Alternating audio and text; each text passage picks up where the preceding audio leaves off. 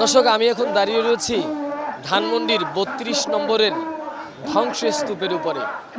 গত রাত থেকে যেখানে সাধারণ ছাত্র জনতা যে বাড়িকে ধ্বংসস্তূপে পরিণত করেছে, এই বাড়িকে বলা হচ্ছে শেখ হাসিনার স্বৈরাচারের প্রতীক। যেখানে স্বৈরাচার শেখ হাসিনা বসবাস করত, যেখানে বসবাস করত তার বাবা। এখানে গত রাত থেকেই ছাত্র জনতা নানাভাবে আন্দোলন করছেন, সংগ্রাম করছেন। তারা এই যে ৩২ নম্বরের বাড়িটি, সেই বাড়িটি ঘুরিয়ে দিয়েছেন। ৫ আগস্ট শেখ হাসিনা পালিয়ে যাওয়ার পর তিনি এখন ভারতে অবস্থান করছেন এবং সে ভারতে বসেই বাংলাদেশ বিরোধী নানা রকম ষড়যন্ত্রে লিপ্ত হয়েছেন। সবশেষ তিনি যখন গতকাল লাইভে এসে কথা বলতে চাইলেন এবং তিনি লাইভে এসে যখন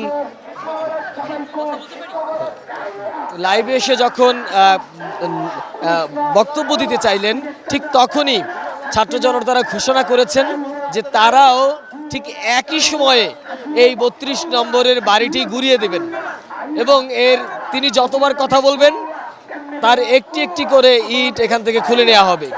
সবশেষ আমরা দেখেছি মধ্যরাতে বুলডোজার দিয়ে এই বাড়িটি ঘুরিয়ে দেওয়া হয়েছে।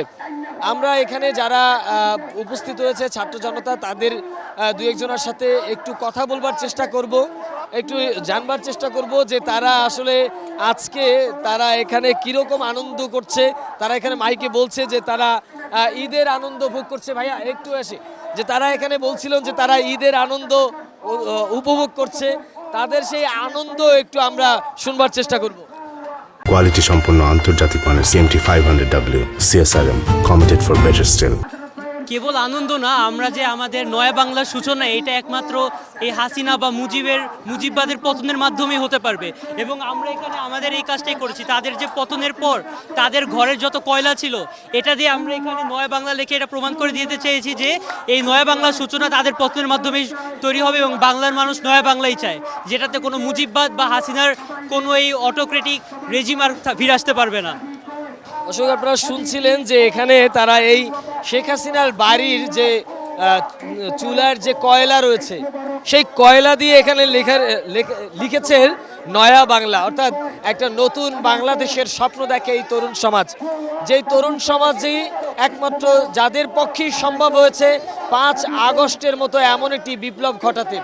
যেই স্বৈরাচার শেখ হাসিনা গত ১৫ বছর বাংলাদেশটাকে নিজের মতো করে চালিয়েছেন, বাংলাদেশটাকে নিজের আয়ত্তে রাখবার চেষ্টা করেছেন, স্বৈরাচারীভাবে দেশ পরিচালনা করেছেন। সেই শেখ হাসিনার পতন হয়েছে ছাত্র জনতার হাতে এবং আমরা দেখেছি এই শুধু গণভবন এটি নয়, তার পতনটি শুরু হয় কিন্তু গণভবনের মধ্য দিয়ে। অর্থাৎ ৫ আগস্ট ছাত্র জনতা যখন বিপ্লব শুরু করেন, ছাত্র জনতা যখন প্রতিবাদ শুরু করেন, তারপরে কিন্তু সে গণভবন থেকে তিনি পালিয়ে যান। এরপর ছাত্র জনতারা গণভবনে প্রবেশ করেন। সেখানে তার যে বিলাসী জীবন, সেই জীবন দর্শক সকলে তখন দেখেছেন। সেই গণভবন থেকেই তার কিন্তু আসলে পতনের শুরু হয়। সবশেষ কিন্তু এই ধানমন্ডির ৩২ নম্বর বাড়িটিও যেটি ছিল, যেখান থেকে নানা ইতিহাস তৈরি হয়েছে, সেই বাড়িটি কিন্তু ঘুরিয়ে দেয়া হয়েছে। আমরা এখানে আরও নানা রকমের নানা শ্রেণী পেশার মানুষ এখানে এসেছে। আমরা একটু তাদের সাথে কথা বলবার চেষ্টা করব, জানবার চেষ্টা করব যে আসলে তাদের অনুভূতিগুলো এবং আজকে যে তারা এই আনন্দ উল্লাস করছে, তাদের যে আজকের এই অনুভূতি, সেই অনুভূতিগুলো একটু বুঝবার চেষ্টা করব। এবং আজকে এখানে যারা হাজির হয়েছে তারা প্রত্যেকেই আনন্দিত, কারণ তারা শেখ হাসিনার যে এই যে স্বৈরাচারী শেখ হাসিনার যে অবস্থা, সেটি তারা ভেঙে ফেলতে পেরেছেন এবং তারা চেয়েছেন যে গত 15.5 বছর যে ধরনের স্বৈরাচারী মনোভাব নিয়ে শেখ হাসিনা দেশ পরিচালনা করেছেন, আর ভবিষ্যতে যেন কোনো স্বৈরাচারীর জন্ম না হয়, সে কারণেই কিন্তু আসলে তাদের এই প্রতিবাদ। এবং তারা বলেছেন যে ভারতে বসে তিনি যতই ষড়যন্ত্র করুক, দেশবিরোধী ষড়যন্ত্র করুক, সেটি তারা কিন্তু প্রতিহত করবে। আমরা এখানে বিভিন্ন শ্রেণী পেশার মানুষ এসেছেন, বিভিন্ন মানুষ এসেছেন এই আনন্দ উৎসব দেখবার জন্য। আমরা একটু কথা বলবার চেষ্টা করব যে আজকে এখানের কি পরিস্থিতি দেখছেন। আজকে এখানে যে পরিস্থিতি হচ্ছে, এই পরিস্থিতির জন্য আমি মনে করি শেখ হাসিনা নিজেই দায়ী। কারণ আজকে তিনি বহু মানুষকে বাড়ি ছাড়া, ঘর ছাড়া উচ্ছেদ করেছে। দেশনেত্রী বেগম খালেদা জিয়াকে এইভাবে একদিন বাড়ি থেকে ছাড়া করেছে, আজকে আল্লাহ পাক ওনাকে আবার বাড়ি থেকে ছাড়া করেছে। এটা সত্যিকার ওনার প্রাপ্য ছিল, ওনার এটা প্রাপ্য ছিল, যার ফলশ্রুতি উনি ভোগ করছে। আজকে বাংলাদেশে এই যে ঘটনা আজকে হচ্ছে, 32 নম্বর বাড়ি উচ্ছেদ হচ্ছে, এজন্য বাংলাদেশের মানুষ খুশি, সাধারণ মানুষ খুশি। আজকে সারা বাংলাদেশের মানুষ এটার জন্য উৎফুল্ল, মনোরম পরিবেশে তারা কথা বলছে। এজন্য কোনো মানুষ আজকে কষ্ট পাচ্ছে না, এটাই আমরা উপলব্ধি করছি।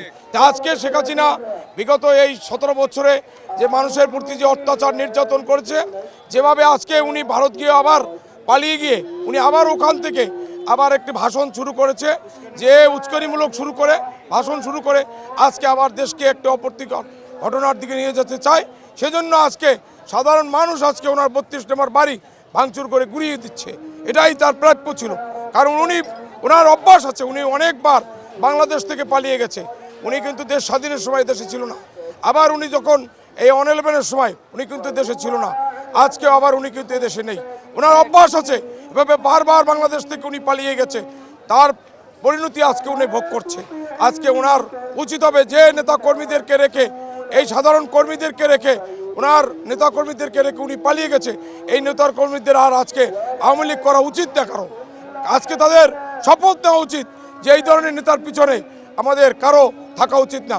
দেশনেত্রী বেগম খালেদা জিয়া আমরা দেখেছি, তার প্রতি অনেক অত্যাচার, অবিচার, নির্যাতন হয়েছে, কিন্তু দেশ ছেড়ে তিনি কখনো পালিয়ে যান নাই, ইতিহাস তার আছে। তাই আমরা স্পষ্ট করে বলতে চাই, ওনার মতো একজন নেত্রী বাংলাদেশে আসার আর কোনো অধিকার নাই, আর যারা ওনার দল করে তারা আজকে ওনার দল করা উচিত না। এই পুরো জিনিস আমার একটা কবির কথা মনে পড়ে, মানসুর আল হাল্লাজ কবি ও সুফি ছিল। সে একটা কবিতা লিখছিল, লাস্ট লাইন, আমার ফানায় তোমায় পেলাম, মানে নিজের ধ্বংসে আল্লাহরে পাইলাম, তাই না? সো এইটা ধ্বংস করতেছে মুজিববাদের আল্লাহরে। মানে আমরা হাসিনার রেজিমে আমরা মুজিববাদকে একটা আল্লাহ বা ভগবান বা গড হিসেবে মেনে নিতাম, এখন সেটা ধ্বংস হচ্ছে। আর আমাদের নতুন বাংলাদেশ চাই, নতুন নয় বাংলা চাই, আর এটা হচ্ছে আল্লাহর উপরেই হবে, বুঝছেন তো? তো মুজিববাদের আল্লাহরে ধ্বংস করে এটা একটা আসল আল্লাহরে পাইলাম। বিগত 16 বছর যে ফ্যাসিস্ট সরকার আমাদেরকে শাসন করে গিয়েছে, তার পিতা শেখ মুজিবুর রহমানের বাড়িতে, শেখ মুজিবুর রহমান ছিল বাংলাদেশের সর্বপ্রথম ফ্যাসিস্ট সরকার। আমরা অনেকেই জানি যে শেখ মুজিবুর রহমানকে মারার পর 1975 সালের 15ই আগস্ট তাকে মারার পর পুরো বাংলাদেশে সব মিষ্টির দোকান খালি হয়ে গিয়েছিল। তো আমরা হচ্ছে 5ই আগস্ট এই ফ্যাসিস্ট আওয়ামী সরকার শেখ হাসিনা পালানোর পর যে আনন্দ আমরা পেয়েছি তা বলে বোঝানোর মতো নয়। আর আজকে হচ্ছে তার পিতা শেখ মুজিবুর রহমানের বাড়ি ভেঙে পুড়িয়ে ফেলা হয়েছে, ধুমড়ে মুছড়ে ফেলা হয়েছে। শুধু আমরা এতদিন পর্যন্ত শেখ মুজিবুর রহমানকে অন্তত সম্মান করতাম, কিন্তু সেই সম্মানটাও তার মেয়ে শেখ হাসিনা রাখতে দেয়নি। বেশ ভালোই লাগছে, স্বাধীন তো দেশ অনেক আগেই হয়ে গেছে, যে 6 মাস আগে আমরা এই আনন্দ ভোগ করে আসছি, কিন্তু আজকে ওর বাড়ি ভাঙার জন্য মানে শেখ হাসিনা তাও হার মানতে চাচ্ছে না এগুলোর ক্ষেত্রে। তো তার জন্য একটা শিক্ষা দরকার, এমনকি সামনে যে আসবে আমাদের, তাদেরও বোঝা উচিত যে বাংলাদেশের জনগণ বাঙালি আমরা এক হলে কি করতে পারি। আজকের পরিস্থিতির জন্য কিন্তু আসলে শেখ হাসিনা নিজেই দায়ী, কেননা তিনি গত 15.5 বছর এমন অবস্থা তৈরি করেছেন যে গোটা দেশকে তিনি একটা স্বৈরাচারী মনোভাবের মধ্যে তৈরি করে নিয়ে এসেছিলেন।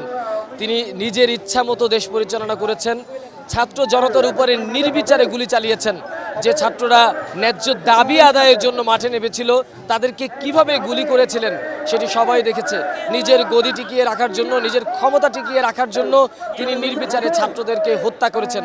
কিন্তু সব শেষ পরিণতি কি হয়েছে সেটি সকলেই দেখছে। ঠিক একইভাবে এখনও ভারতে বসে তিনি ষড়যন্ত্রে লিপ্ত হয়েছেন, বাংলাদেশের বিরুদ্ধে নানা রকম ষড়যন্ত্র করছেন।